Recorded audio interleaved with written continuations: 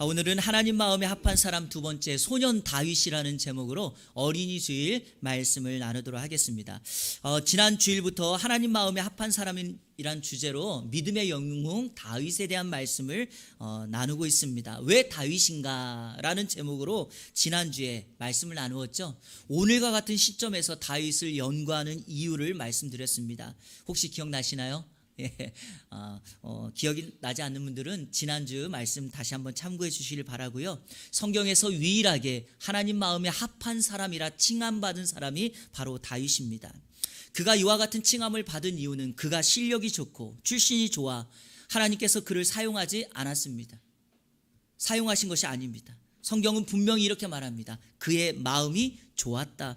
그래서 사무엘상 16장 10절은 내가 보는 것은 사람과 같지 아니하니 사람은 외모를 보거니와 나 여호와는 중심을 보느니라 말씀하셨습니다. 하나님은 사람의 중심을 보십니다. 그러므로 우리가 무엇보다 관리해야 될 것이 있다면 그것은 외적인 모습보다는 마음의 중심입니다. 저는 이 시간 여러분을 축복하고 싶습니다. 사랑하는 성도 여러분, 마음 중심을 잘 관리하시기를 축복합니다. 그래서 하나님 보시기에 좋은 사람 되기를 바랍니다. 오늘 어린이주일 그리고 오는 화요일은 어린이날입니다. 성경에서 어린이들을 표현할 때 어린이들은 사회적인 약자, 즉 존중받지 못하는 대상으로 소개합니다. 성경에서도요, 백성들을 카운트할 때 어린이들은 숫자에 들어가지 않았습니다. 여러분, 성경의 역사가 이 정도니까 일반적인 국가나 나라는 어떻겠습니까? 특별히 우리나라의 경우를 한번 보십시오. 남존여비 사상 때문에 그러했는지 우리나라는 태어날 때부터 성별로 남녀를 구분지을 때가 많았습니다. 그런데요, 오늘 같은 시대에 남자, 여자 누군가를 선호한다고 이렇게 말을 하면은요, 큰일 납니다. 폭탄 맞을 수 있습니다. 또 어린이들에 대한 인격과 인권을 무시하면 그 사람 비인격적인 사람이라고 취급받습니다. 그런데 여러분, 또 반대 경우도 있습니다. 너무 우리의 아이들을 과잉보호한 나머지 우리 한국 사회에 또 다른 문제를 양상하기 시작하였습니다. 그게 바로 미성년자들의 범죄죠. 최근에 문제가 되었던 텔레그램 엠번방에 적극 가담한 사람들의 일부가 바로 미성년자였죠. 자동차를 훔쳐 몰다가 20대 아르바이트생을 치고 숨지게 한 이들도 바로 촉법소년이었습니다. 여러분, 촉법소년이라는 말 들어보셨죠? 만 10세에서부터 만 14세 이하까지의 범죄에 가담한 아이들을 촉법소년이라고 부르는데, 이들이 자신들이 죄를 지었음에도 불구하고 자신들은 나이가 어려서 범죄를 저질러도 형벌받지 않는다는 생각으로 이와 같은 범죄를 계속해서 짓고 있습니다. 그래서 국민청원의 게시판에 이들을 처벌해달라고 소원하고 있고요. 또 국회에 이들에 대한 처벌 법안이 상정되어 있는 상황입니다. 어린이들을 함부로 다루어서 안 되겠지만 그렇다고 해서 그들을 방치하고 그들을 방관한다면 더 큰 범죄를 만들어낼지도 모릅니다. 이런 의미에서 오늘 우리가 믿음의 사람 그리고 하나님 마음에 합한 사람 다윗에 대한 소년기, 위년기를 한번 보면서 우리의 다음 세대 그리고 우리의 모습을 다시 한번 점검해 보면서 믿음의 영웅, 하나님 마음에 합한 사람 다윗의 위년기는 어땠는가? 그는 어떻게 어린 시절을 보냈기에 믿음이 하나님 앞에 인정받고 하나님 마음에 합한 사람으로 칭찬받았는가에 대해서 함께 말씀을 좀 나누도록 하겠습니다. 오늘 말씀이 자녀들을 양육하는 우리 부모님들에게는 또 다른 도전과 교훈이 되었으면 좋겠습니다. 먼저 우리가 살펴볼 것은 다윗의 가정사입니다. 다윗이 어떤 가정 배경에서 자랐기에 그는 하나님 마음에 합한 사람이 되었는가? 다윗의 가정사 두 가지의 두드러진 특징이 있습니다. 첫 번째, 어머니의 부재입니다. 다윗의 부모라는 말이 성경에 등장합니다. 그런데 독특하게도 성경에는 다윗의 어머니를 찾아볼 수가 없습니다. 잘 아시는 것처럼 아버지 이세에 대해서는 반복적으로 성경이 강조하고 그의 이름을 사용하고 있습니다. 여러분, 다윗의 어머니 이름이 혹시 뭔지 아십니까? 들어보신 적이 있으신가요? 없어요. 아무리 찾아봐도 없어요. 단지 다윗의 부모라는 말이 등장할 뿐입니다. 혹자는 시편 86편 16절을 근거로 다윗의 어머니는 믿음이 참 좋았던 신실한 사람이라고 말합니다. 한번 성경 구절 보실까요? 내게로 돌이키사 내게 은혜를 베푸소서 주의 종에게 힘을 주시고 주의 여종의 아들을 구원하소서. 여기 주의 여종이 바로 다윗의 어머니인데, 이것을 근거로 다윗의 어머니는 성경에 등장하지는 않지만 믿음이 좋았다라고 말씀하시는 분들이 있습니다. 자, 이것이 다윗의 어머니의 믿음이 좋은 것으로 인정할 수 있을지라도 여러분, 성경의 강조점을 본다면 다윗의 어머니는 부재함이 맞습니다. 왜냐하면 전면에 등장할 수 없는 존재거나 다윗에게 큰 영향을 주지 못했기 때문에 성경이 의도적으로 기록하지 않습니다. 성경은요, 배경이 좋지 않고 출신이 좋지 않아도 성경에서 하나님의 뜻에 따라 자신의 역할이 있을 때 반드시 그 사람의 이름을 기록하고 그 사람의 사건을 성경이 의도적으로 사용합니다. 예컨대 대표적인 경우가 마태복음 1장에 등장하는 아브람과 다윗의 족보 스토리입니다. 여러분, 여기에 보면 아브람과 다윗의 계보를 따라 예수님이 이 땅에 나셨는데, 여기에 보면 아브람이 이삭을 낳고 이삭이 야곱을 낳고 남자의 이야기를 기록하다가 갑자기 다말이라고 하는 사람을 기록하고요, 라합이라는 사람을 기록하고 룻을 기록합니다. 이들은 여성이거든요. 더군다나 이들은요, 성경의 가치를 인정하자면 들어가서는 안 되는 이름입니다. 왜냐? 다말이 누굽니까? 시아버지 유다와 근친상간으로 아이를 낳은 사람입니다. 라합은 창녀였습니다. 룻은 모압의 이방여이었습니다. 그럼에도 불구하고 성경이 이 여인들을 기록한 것은 의도성입니다. 하나님의 구원 역사는 이러한 배경과 출신이 좋지 못한 사람일지라도 하나님의 선택을 받아 하나님의 구속사역을 완성하는 일에 사용될 수 있다라는 것입니다. 이런 면에서 저와 여러분도 가능성이 있습니다. 우리는 부족하고 연약해도 하나님이 우리를 선택하여 우리를 쓰시면 우리의 연약함이 강함으로, 우리의 약함이 능력으로 나타나게 될 줄로 믿습니다. 다윗은 어머니의 부재 현상이 있었습니다. 두 번째 특징, 가족들의 외면이 바로 다윗의 어린 시절의 모습입니다. 다윗은 철저하게 아버지와 형들로부터 외면당하고 소외당했던 사람입니다. 지난 주일 살펴보았던 것처럼 사무엘 선지자가 이새의 집에 와서 기름을 부을 때 다윗은요, 그 집에 없었습니다. 여러분 아시는 것처럼 첫째부터 일곱째까지는 사울 선지자를 맞이하기 위하여 집에 준비하고 있었지만 막내였던 다윗은 양을 치기 위하여 들판으로 갔습니다. 아버지의 생각에 이 막내는 사무엘 선지자를 만날 자격이나 여건이 되지 않는 존재다라고 생각한 것입니다. 지난주에 다윗의 상태를 말하는 막내라는 말 있죠. 막내라는 말이 단순히 막둥이다 이런 의미가 아니라 무슨 의미라 그랬죠? 바로 하찮다, 가치가 없다. 그러니까 아버지 눈에 보기에도 다윗은 집안에서 가치 없는 존재였다는 것이죠.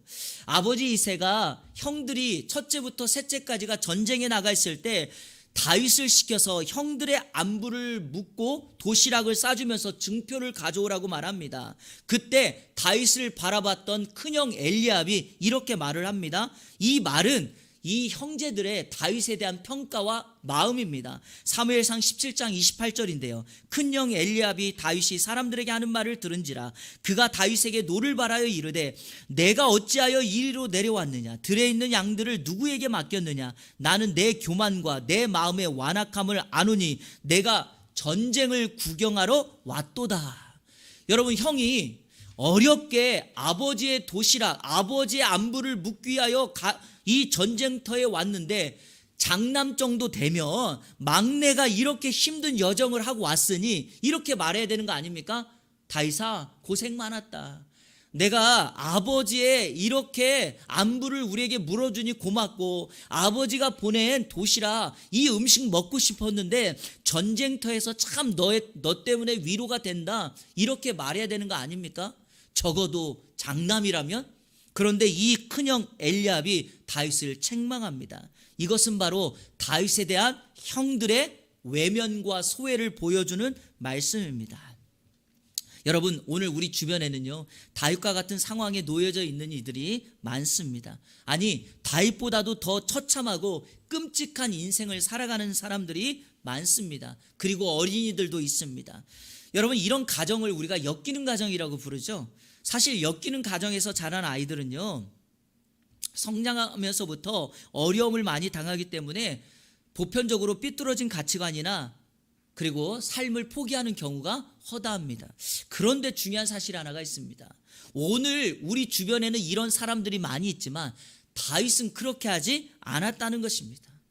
다윗의 가정이 역기능적이고 어머니의 사랑과 어머니의 돌봄을 제대로 받지 못하였지만 다윗은 자신의 인생을 포기하거나 스스로 망가뜨리지 않았습니다. 자, 여러분, 그 핵심이 어디 있을까요? 오늘 소년 다윗의 인생을 변화시키고 그의 인생의 터닝포인트를 만들었던 중요한 핵심이 바로 여기에 있습니다. 바로 사무엘상 16장 12절과 13절입니다. 자, 우리 이 말씀은 중요하니까 같이 읽겠습니다. 시작. 이에 사람을 보내어 그를 데려오매 그의 빛이 붉고 눈이 빼어나고 얼굴이 아름답더라. 여호와께서 이르시되 이가 그니 일어나 기름을 부으라 하시는지라. 사무엘이 기름 뿔병을 가져다가 그의 형제 중에서 그에게 부었더니 이날 이후로 다윗이 여호와의 영에 크게 감동되니라. 사무엘이 떠나서 라마로 가니라. 아멘. 엮이는 가정, 부모님의 제대로 된 사랑을 받지 못하고 형제들로부터 소외당했던 그가, 어느 누구도 관심을 가져주지 않았던 그가 인생을 망가뜨리지 않았던 이유가 무엇이었을까요? 바로 오늘 본문, 하나님께서 다윗을 만나셨기 때문에 그렇습니다. 하나님은 다윗을 기억하시고 사랑하시고 찾아와 만나 주셨습니다. 형제들은, 부모는 그를 버렸지만 하나님은 다윗을 버리지 않았습니다. 외롭고 힘든 시간, 들판에서 양들을 치며 하나님을 찬양했고 하나님을 예배했던 다윗을 하나님은 다 지켜보고 계셨습니다. 그리고 그 하나님이 의도적으로 사무엘을 통하여 다윗에게 찾아오셔서 기름을 붓습니다. 이렇게 말하죠. 이가 그니. 지난주에 말씀드렸던 것처럼 사랑하는 여러분, 하나님 앞에 우리가 드려야 될 하나님의 칭함이 무엇일까요? 이 사람이 내가 찾던 바로 그 사람이다. 이 사람이 하나님 마음에 합한 사람이다. 이 사람이 믿음의 사람이고 내 마음을 시원케 하는 여름 냉수와 같은 사람이다. 이런 말을 우리가 들어야 합니다.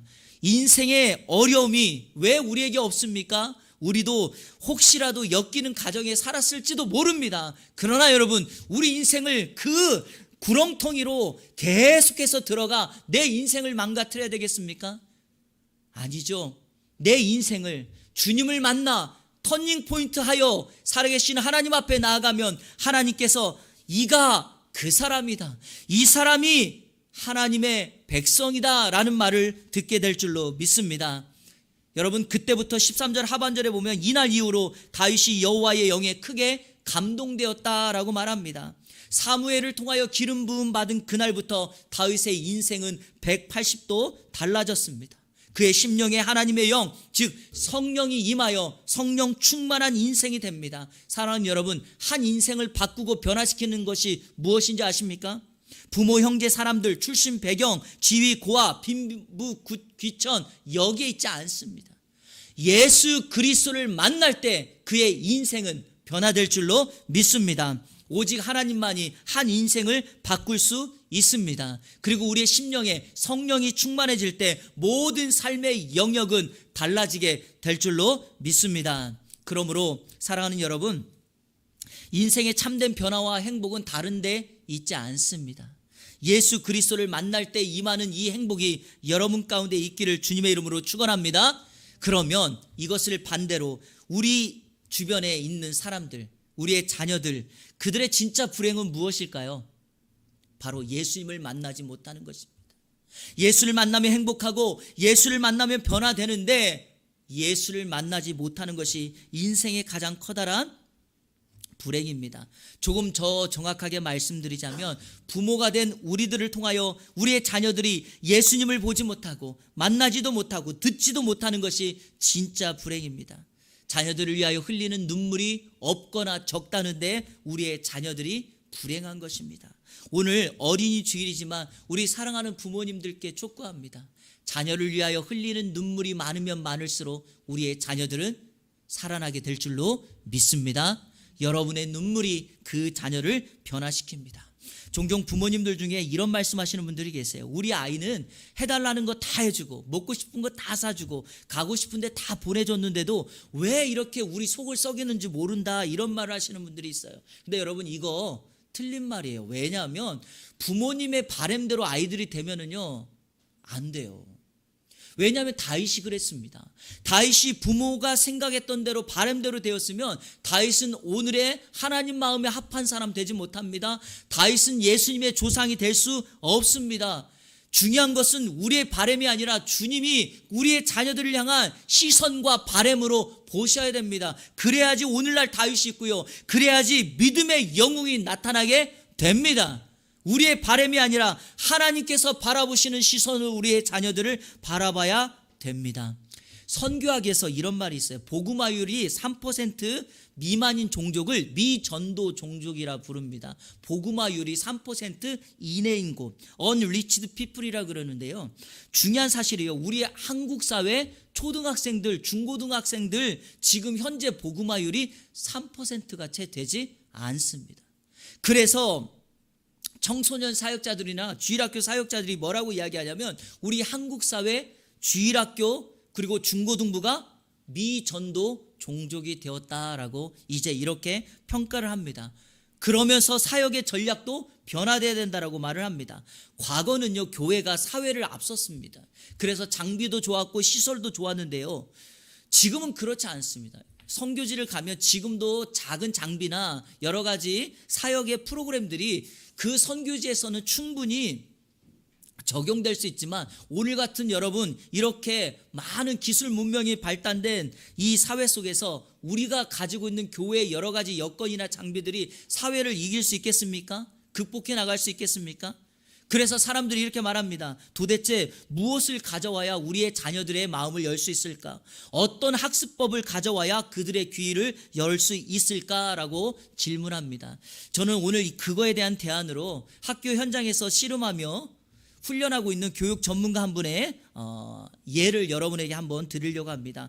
수원중앙기독초등학교의 설립자이고 현재는 학교 안에 있는 원천교회를 담임하시고 학교와 교회를 동시에 훈련하며 섬기는 김요셉 목사님이라는 분이 계십니다. 그분이 쓰신 책 삶으로 가르치는 것만 남는다라는 책에 나오는 한 파트입니다. 바로 그 제목이 샤프 선생님이라는 제목인데, 여기에 좋은 일화가 하나 있어서 여러분에게 소개하려고 합니다. 이 김요셉 목사님이 지금 나이가 60살이에요. 60살. 초등학교 4학년, 굉장히 옛날이죠. 여름에 어머니의 고향인 미국 미시건으로 여행을 가게 되었답니다. 이 어머니가 미국 분이거든요. 아버지는 한국 분이고, 미국에서는 짧은 기간 여행할 때 그 지역에 갔을 때 한 달을 머물던 두 달을 머물던 그 학생이 원하면 학교나 아니면 영어 스쿨에 들어갈 수가 있습니다. 4학년 반에 배정이 되었습니다.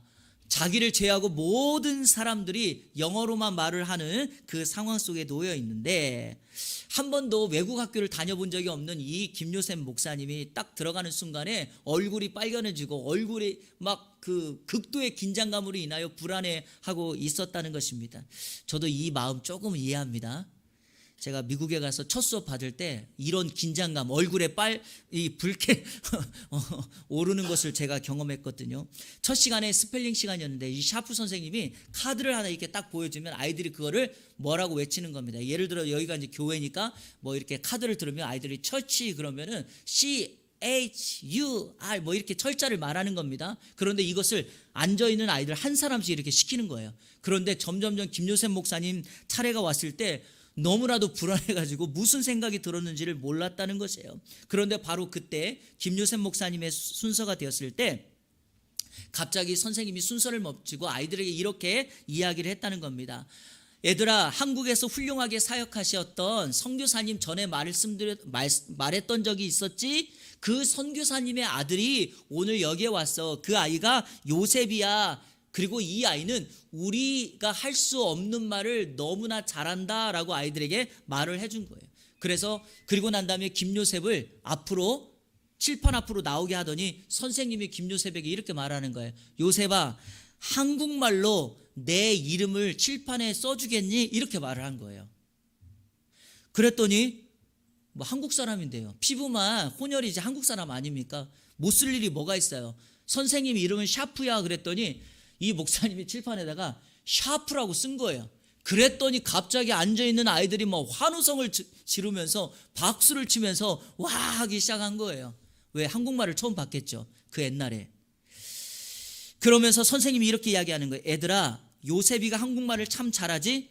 너희도 선교사가 되려면 다른 나라 말을 이렇게 잘해야 하는 거야. 이렇게 말했다는 것입니다. 자, 그 다음은 제가 책에 있는 내용을 여러분에게 그대로 읽어드리겠습니다.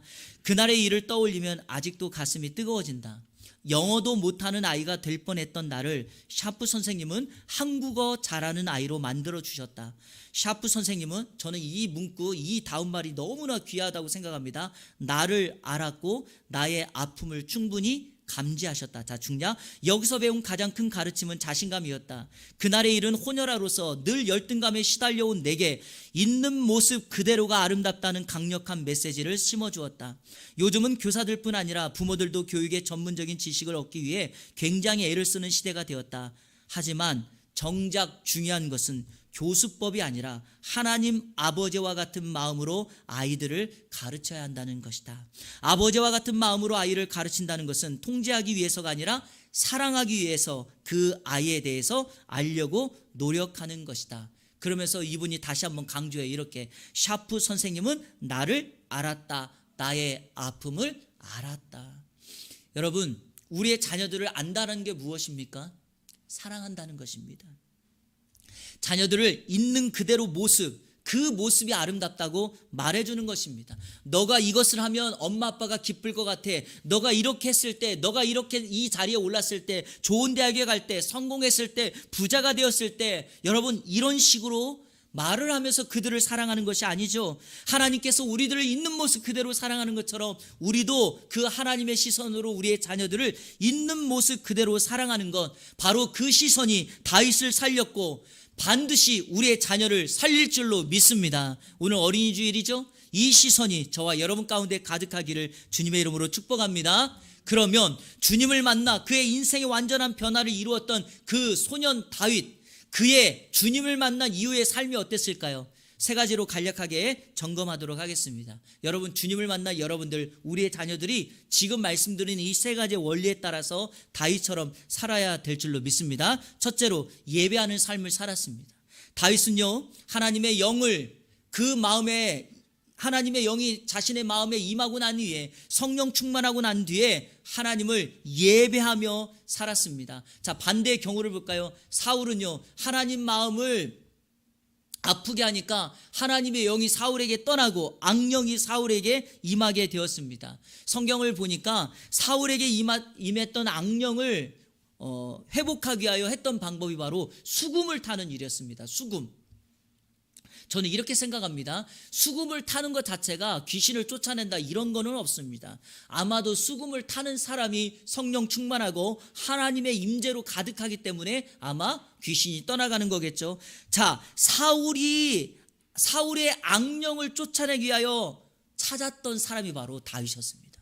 다윗은 어릴 때부터 수금을 잘 타는 사람이었기 때문이죠. 자, 18절 말씀. 소년 중 한 사람이 대답하여 이르되 내가 베들레헴 사람 이세 아들을 본즉 수금을 탈 줄 알고 용기와 무용과 구변이 있는 준수한 자라. 여호와께서 그와 함께 계시더이다 하더라. 자, 여러분 이 18절 말씀 한번 보실래요?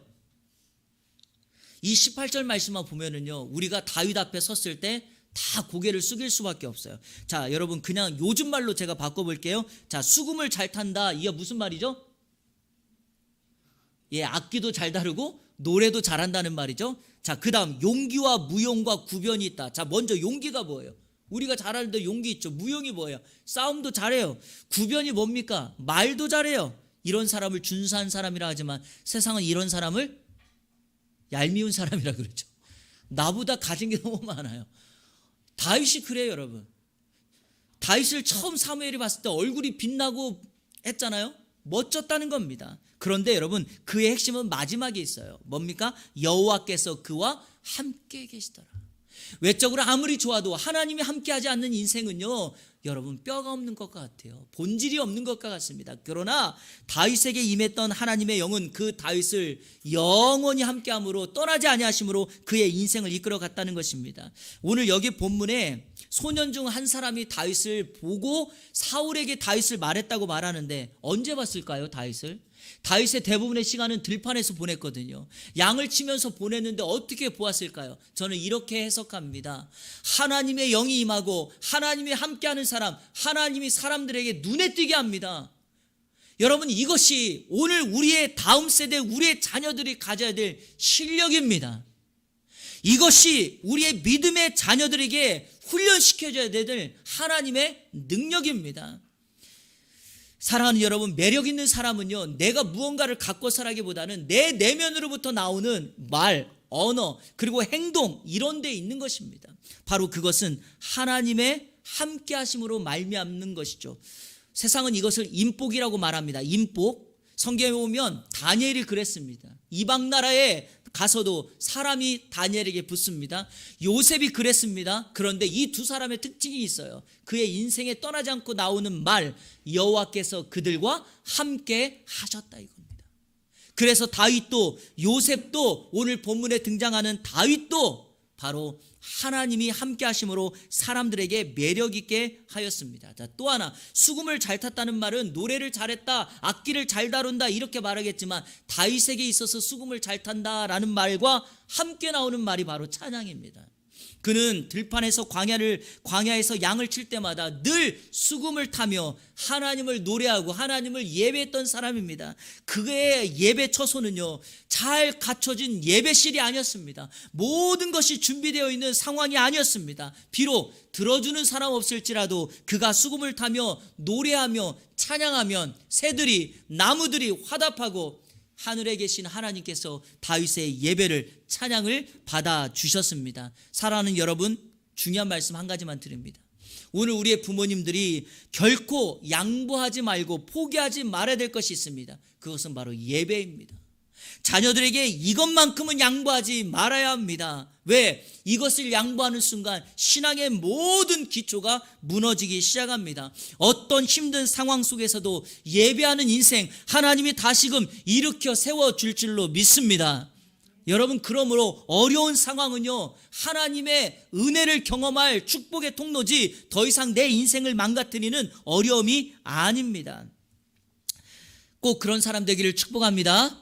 두 번째, 소년 다윗의 삶은 충성하는 삶이었죠.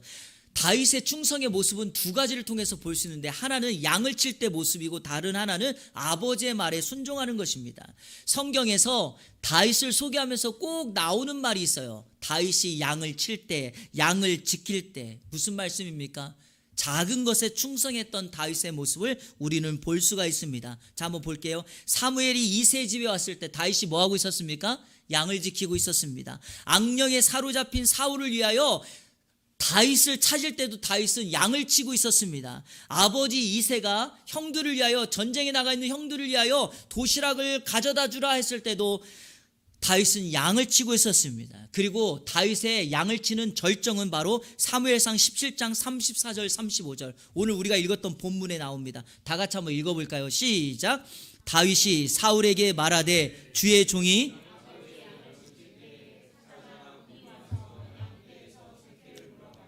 내가 따라가서 그것을 치고 그 입에서 새끼를 건져내었고 그것이 일어나 나를 해하고자 하면 내가 그 수염을 잡고 그것을, 여기서 성경이 의도적으로 쓰는 단어가 하나가 있습니다. 여기 보면 34절에 주의 종이 아버지의 양을 지킬 때 이렇게 말하죠. 여러분, 다윗이 지키고 있는 양이 누구의 양입니까? 아버지의 양이에요. 내 것이 아니에요. 그럼에도 불구하고 사자나 곰이 이 양떼를 물어가면 목숨을 걸고 이 양을 지켰습니다. 여러분, 이 충성이 다윗을 위대한 이스라엘의 왕, 지도자로 삼은 것입니다. 사랑하는 여러분, 작은 것에 충성하는 여러분 되기를 축복합니다. 또 하나의 다윗의 충성의 모습은 아버지의 말에 순종하는 모습입니다. 다윗의 유년 시절을 깊이 연구하다 보면 한 가지 두드러진 특징 하나 볼 수 있는데, 그가 아버지가 말할 때마다 어떤 환경과 상황에 상관없이 순종한다는 것입니다. 사실 선지자가 자신의 집에 왔을 때 다윗만 쏙 빼놓고 여러분 집에 없었죠.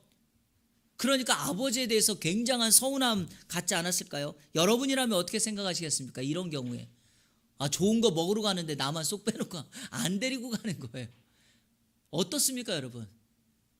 이런 서운함이 다윗에게 있는데 다윗이 아버지가 명령할 때마다 한 번도 거절하지 않습니다. 자신의 서운함을 토로한 적도 없습니다. 도리어 아버지가 말하면 그 말에 순종합니다. 자, 한 가지만 우리가 살펴볼 텐데요. 사무엘상 17장 15절을 한번 볼까요? 17장 15절 같이 읽겠습니다. 자막 보시고 시작. 다윗은 사울에게로 왕래하며 베들레헴에서 그의 아버지의 양을 칠 때, 자 여러분 이 성경 구절을 잘 기억하셔야 돼요. 이게 무슨 말이냐면 이새가 다윗을 양을 치고 있는 다윗을 불러다가 이렇게 말하는 것이에요. 다윗아, 형들에게 이거 도시락 좀 가져다 주고 형들이 전쟁터에서 잘 있는지 좀 증표를 가져와, 이렇게 말했거든요. 그런데 그 명령을 아들 다윗에게 했을 때 다윗이 뭐라고 있었냐면 이걸 하고 있었단 말이에요. 사울이 있는 왕궁에서 수금을 타고 그 빈 시간에는 다시 아버지의 양을 치기 위하여 들판에 있었어요. 그러니까 다윗의 24시간을 연구해 보면 어릴 때 왕궁에서 수금을 타고 들판에서 양을 치는, 여러분 시간이 없어요. 그런데 여러분 첫째, 둘째, 셋째 형이 전쟁에 나가 있으니까 다윗이 8번째 아들입니다. 그러면 누가 있어요? 넷째부터 7째가 있잖아요. 그러니까 여러분 이렇게 말할 수 있지 않습니까? 아버지, 저는 왕궁에 갔다가 들판에 갔다가 시간이 없어요. 몸도 힘들어요. 아니 넷째 형도 있잖아요. 6째 형도 있잖아요. 저 같으면 이러겠어요. 저보다 한 살 많은 7째 형도 있잖아요. 이런 식으로 말할 수 있을 텐데 다윗이 그렇게 하지 않았다는 것입니다. 왜 그럴까요? 그게 바로 다윗의 믿음의 위대함입니다. 이게 바로 그의 충성입니다. 그래서 사무엘상 17장 20절에 다윗이 아침에 일찍이 일어나, 아버지가 말하자 아침에 일찍 일어나 나아갑니다. 사랑하는 여러분, 다윗의 유년 시절은 바로 그의 충성함으로 설명할 수 있습니다. 자, 마지막 세 번째, 다윗의 소년 시절은 용기 있는 믿음의 삶이었습니다. 다윗을 믿음의 사람이라는 말과 함께 꼭 따라 나오는 단어가 용기의 사람이다. 다윗에 대한 용기를 말합니다. 아마도 골리앗과 싸웠던 전쟁 때문이겠죠. 그래서 여러분 이 부분에 대한 내용은 제가 용사 다윗이라는 제목으로 차후에 말씀을 깊이 들으기로 하고요. 오늘은 그 다윗의 믿음의 기반이 무엇이었냐는 거죠. 여러분 무엇이었을까요? 그것은 바로 하나님에 대한 확신, 하나님을 만난 경험 때문입니다. 자, 마지막 사무엘상 17장 36절 37절 제가 읽어보겠습니다. 주의 종이 사자와 곰도 쳤은즉 살아계시는 하나님의 군대를 모욕한 이 할례받지 않은 블레셋 사람이리까 그가 그 짐승의 하나와 같이 되리이다. 또 다윗이 이르되 여호와께서 나를 사자의 발톱과 곰의 발톱에서 건져내셨은즉 나를 이 블레셋 사람의 손에서도 건져내시리이다. 여러분 이거예요. 양을 칠 때 사자와 곰을 물리쳐 이겼던 것은 자신의 힘이 아니라 하나님이 나를 건져주셨다는 거예요. 이 경험이, 이 하나님을 향한 체험이 오늘 골리앗 앞에서도 이 전쟁에 나갈 수 있는 다윗에게 믿음을 갖게 했다는 것입니다. 사랑하는 여러분, 하나님을 만난 경험이 있을 때 용기 있는 믿음을 가질 수 있습니다. 자녀에게 무엇을 유산으로 남겨줄까요? 다른 거 없어요. 하나님을 체험할 수 있도록, 하나님을 만날 수 있도록 이 유산을 남겨줬을 때 우리의 자녀들이 믿음의 용사로 거뜬히 서게 될 줄로 믿습니다. 다윗과 골리앗의 전쟁이 이렇게 바뀝니다. 하나님과 골리앗의 전쟁으로요. 왜요? 다윗이 믿음으로 나갔기 때문에. 골리앗 앞에서 이스라엘 백성들은 나약한 존재였을 뿐입니다. 바꿔볼까요? 하나님 앞에 서 있는 골리앗은 가장 작은 어린아이와 같습니다. 바로 그것이 이 세상을 살아가는 우리 삶의 모습이자 우리의 자녀들에게 가르쳐야 되는 원리입니다. 말씀을 맺겠습니다. 여러분 과거에 체험 삶의 현장이라는 프로그램이 있었습니다. 혹시 아십니까? 1993년 10월부터 2012년 2월까지 했으니까 약 20년 가까이를 이 프로그램이 방영이 된 거예요. KBS 시사 프로그램인데요. 연예인이나 사회 유명 인사가 어느 삶의 현장에 있는 노동이나 어떤 일을 하루 동안 하고 하루 일당을 받아와서 그것을 불우이웃돕기 후원으로 내는 그런 프로그램이었어요. 그런데 핵심이 이것이었어요. 그 삶의 현장에서 그것을 체험하고 난 사람들이 하나같이 했던 말이 이거예요. 그들이 하는 일에 대한 내용을 소홀히 여겨서는 안 된다. 그 사람들의 수고, 그들의 땀방울, 그리고 내가 오늘 받은 이 물질의 소중함을 내가 새삼 깨달았다 이겁니다, 여러분. 그리고 그것이 내 삶의 소중한 자산이 되었다라고 말합니다. 여러분, 체험 삶의 현장 이렇게 바꿔야 돼요. 하나님 체험 삶의 현장. 여러분이 오늘 살아가는 그 삶의 현장이 일반적인 일이 아니라 하나님을 체험하는 현장이 되면 여러분의 인생, 여러분의 삶에 하나님이 같이 하심으로 하나님을 만난 경험 때문에 내 인생에 찾아오는 문제는 더 이상 문제가 아니라 하나님께 돌리는 영광의 삶의 모습이 될 수 있습니다. 오늘 어린이 주일, 우리의 다음 세대, 우리의 자녀에게 무엇을 가르쳐 주어야 할까요? 소년 다윗이 만났던 그 하나님을 만나게 하십시오. 그 하나님을 만날 때 인생의 의미도 목표도 열정도 비전도 회복될 것입니다. 이번 한 주간 소년 다윗이 만난 하나님을 만나 여러분의 삶의 변화를 일으키는 이 안의 모든 성도님들 되시기를 우리 주 예수 그리스도의 이름으로 축원합니다. 아멘.